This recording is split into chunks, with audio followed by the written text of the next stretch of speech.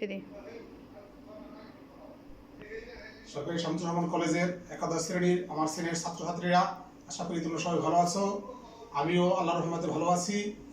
তোমরা সত্যি অনেক ভাগ্যবান এই কারণে যে তোমরা একজন দক্ষ এবং অভিজ্ঞ অধ্যক্ষ পেয়েছো, যিনি তোমাদের অনলাইন ক্লাস কার্যক্রমগুলো প্রতিনিয়ত মনিটরিং করছেন এবং পাশাপাশি আমাদেরকেও সবসময় বেশি বেশি অনলাইন ক্লাস নিতে উৎসাহিত করছেন এবং আমাদেরকে সর্বদা পরামর্শ প্রদান করছেন, যাতে করে অনলাইন ক্লাসগুলো আরও বেশি ফলপ্রসূ ও কার্যকর হয়। সুপ্রিয় ছাত্রছাত্রীরা, তোমরা জানো আমি ইতিপূর্বে একটি অনলাইন ক্লাস নিয়েছি। সেই ক্লাসটি ছিল কিভাবে ব্যয়ের ভিত্তিতে ব্যয় পদ্ধতি অনুসরণ করে মোট জাতীয় উৎপাদন বের করা যায়। আমরা ব্যয় পদ্ধতি অনুসরণ করে মোট জাতীয় উৎপাদন বের করাটি এর আগে করেছি। আজকে আমরা শিখব কিভাবে আয় পদ্ধতি অনুসরণ করে মোট জাতীয় উৎপাদন বের করা যায়, পাশাপাশি সেই মোট জাতীয় উৎপাদনের আলোকে কিভাবে নিজ জাতীয় উৎপাদন বের করা যায় এবং দুটি দেশের মধ্যে যদি আর্থিক অবস্থার মূল্যায়ন করতে বলা হয় সেই মূল্যায়নটা কিভাবে করতে হয়, এটা আমরা আজকে তোমাদের শিখাবো। আর এই জন্য আমরা প্রথমে এখানে একটা উদ্দীপক দিয়েছি। দেখো উদ্দীপকটা কি আছে। উদ্দীপকে আছে, দেখো এখানে বিবরণ আছে, এক্স দেশ এবং ওয়াই দেশ, দুটি দেশের মধ্যে তুলনা আছে। তো কি তথ্য আছে? মোট জাতীয় উৎপাদন এক্স দেশের 150 কোটি, ওয়াই দেশের এটা দেওয়া নেই। মোট জনসংখ্যা এক্স দেশ 10 কোটি, ওয়াই দেশও 10 কোটি। খাজনা আছে, এক্স দেশ দেওয়া নেই, ওয়াই দেশে 50 কোটি। মজুরি ওয়াই দেশ 40 কোটি, সুদ ওয়াই দেশ 32 কোটি, মুনাফা 80 কোটি, বয়স্ক ভাতা 0.5 কোটি, বিধবা ভাতা 0.5 কোটি, পেনশন 1 কোটি, অপচয় 10 কোটি। এই হচ্ছে তথ্য। এই তথ্যের আলোকে কি জানতে চাওয়া হয়েছে? ওয়াই দেশের মোট জাতীয় উৎপাদন কত, ওয়াই দেশের নিট জাতীয় উৎপাদন কত, এবং গ নম্বরে যেটা চাওয়া হয়েছে দেশ দুটির আর্থিক অবস্থা মূল্যায়ন করো। আমরা এই তিনটি বিষয় আজকে দেখব। তো এখানে প্রথমে আসো, এই অঙ্ক করার আগে আমাদের যেটা জানতে হবে মোট জাতীয় উৎপাদনটা কি। মোট জাতীয় উৎপাদন হচ্ছে যে একটি দেশের জনগণ কর্তৃক, নাগরিক কর্তৃক, তারা দেশের ভিতরে অবস্থান করুক অথবা দেশের বাইরে অবস্থান করুক, একটি দেশের নাগরিক কর্তৃক টোটাল যে পণ্যদ্রব্য সেবা উৎপাদিত হয় তার আর্থিক মূল্যের সমষ্টি।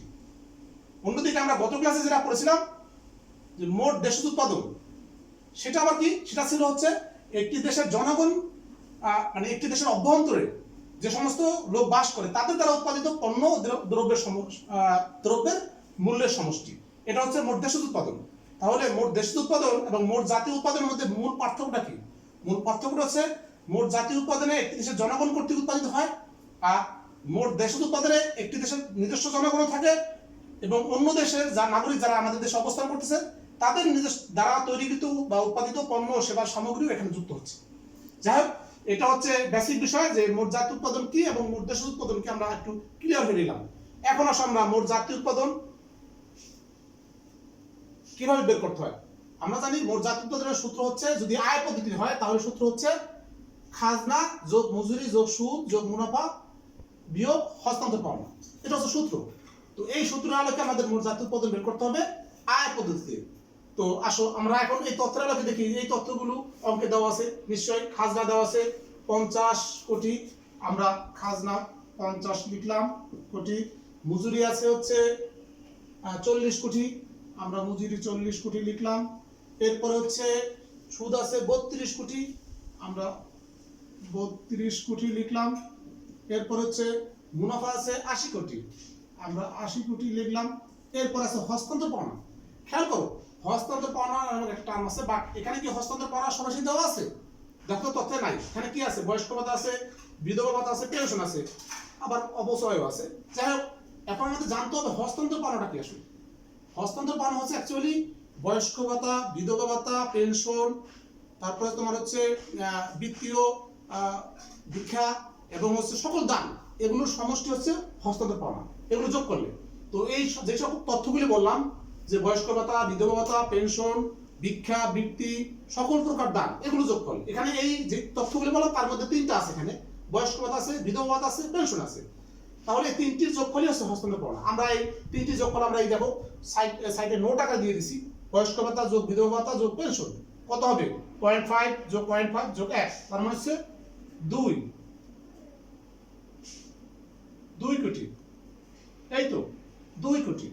তাহলে আমরা হস্তান্তর করা কত পেলাম?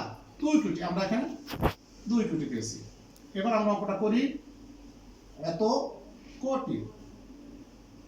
আচ্ছা, তাহলে কত দাঁড়াচ্ছে? আমরা যোগগুলি করে নেই। 50 আর 40 90, 90 আর হচ্ছে কত, 90 আর হচ্ছে 32, হচ্ছে তাহলে হচ্ছে 1,22,000 আর 80,000। তাহলে কত কত দাঁড়ালো? 22 আর 80, তার মানে হচ্ছে 202 আর -2 কত হবে? তার মানে 200 কোটি। তাহলে কত পেলাম আমরা? মোট জাতীয় উৎপাদন পেলাম 200 কোটি।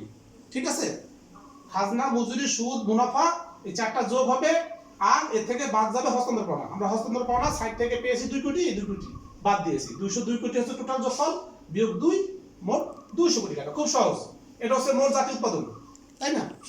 আচ্ছা, এবার আসো, মোট জাতীয় উৎপাদন পেয়ে গেলাম আমরা। আমাদের ক নম্বর অঙ্ক শেষ। খ নম্বরে কি আছে? ওয়াই দেশের নিট জাতীয় উৎপাদন কত? তো ওয়াই দেশের নিট জাতীয় উৎপাদন আমরা লিখেছি, দেখো নিট জাতীয় উৎপাদন হচ্ছে আরো সহজ। এটা মোট জাতীয় উৎপাদন থেকে অবশ্যই বাদ দিতে হবে, যেহেতু মোট জাতীয় উৎপাদন আমরা অলরেডি পেয়ে গেছি। কত পেয়েছি? 200। আমরা 200 লিখি,